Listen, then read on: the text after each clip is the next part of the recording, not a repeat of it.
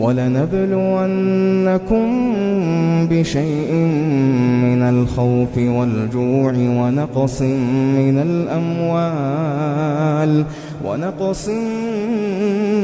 الْأَمْوَالِ وَالْأَنفُسِ وَالثَّمَرَاتِ وَبَشِّرِ الصَّابِرِينَ الَّذِينَ إِذَا أَصَابَتْهُم مُّصِيبَةٌ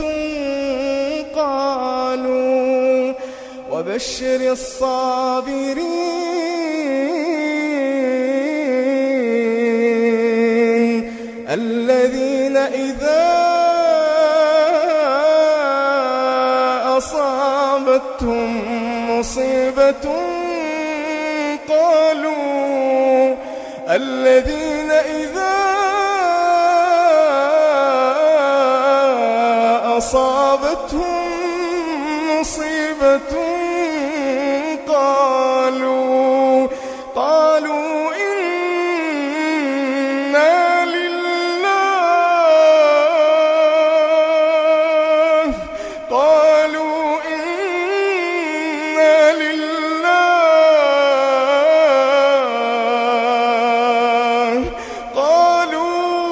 إِنَّا لِلَّهِ وَإِنَّا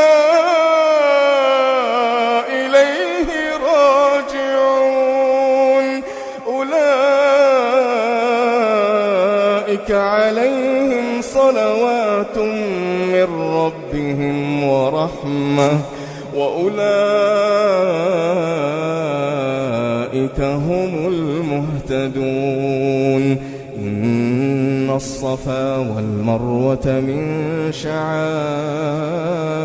الله فمن حج البيت أو اعتمر فلا جناح عليه أن يطوف بهما ومن تطوع خيرا فإن الله شاكر عليم إن الذين يكتمون ما أنزلنا من البينات والهدى من بعد ما بيناه للناس في الكتاب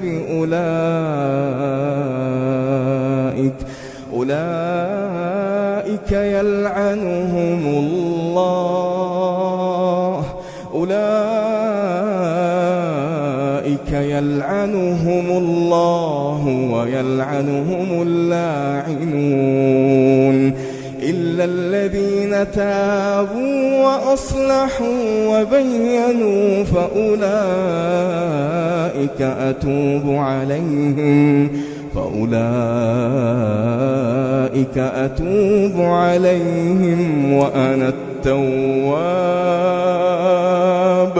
فأولئك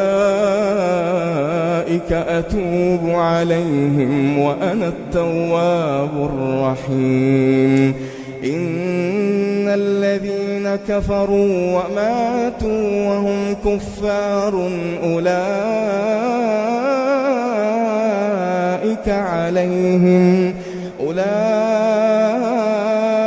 عليهم لعنة الله والملائكة والناس أجمعين خالدين فيها لا يخفف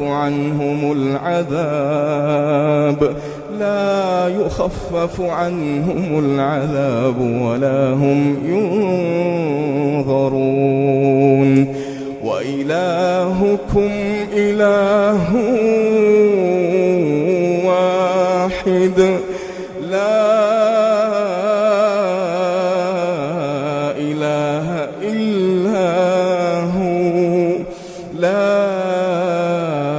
إله إلا هو الرحمن الرحيم